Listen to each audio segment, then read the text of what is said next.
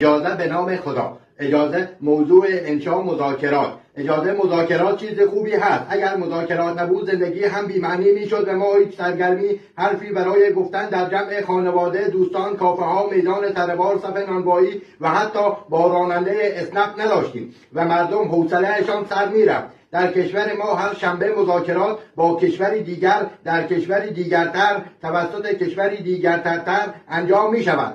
دشمنان ما مجبورند هر شنبه از آن طرف دنیا بیایند نزدیک کشور ما تا بتوانند با ما مذاکره کنند، ولی ما فقط یک کمی آن طرفتر می رویم و کرایه رفت و برگشتمان کمتر می شود و زودتر می رسیم. اجازه مذاکرات فایده های زیادی برای ما دارد و ما از آن دست می گیریم. من می خواهم وقتی بزرگ شدم مذاکره کننده بشوم و هر شنبه با هواپیما به کشوری دیگر بروم و برای کشورم افتخار و خودکار بیاورم. اجازه پدرم میگوید اگر مذاکرات نبود ما پول نداشتیم و برقهایمان هر روز میرفت و جوانانمان نمیتوانستند ازدواج کنند و غذا بخورند.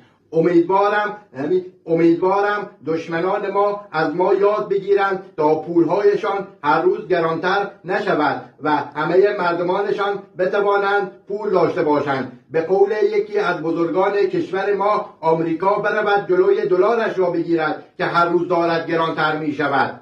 راستی یکی از فایده های دیگر مذاکرات این است که هر روز پول ارزانتر می شود در کشورمان. مثلا چند سال پیش به آدمهای خیلی پولدار و گردن کلفت می گفتند میلیاردر، ولی حالا هر کسی که حتی یک مسکن مهر یا ماشین دارد میلیاردر است. اجازه این بود انشای ما. اجازه ما بریم دستشویی.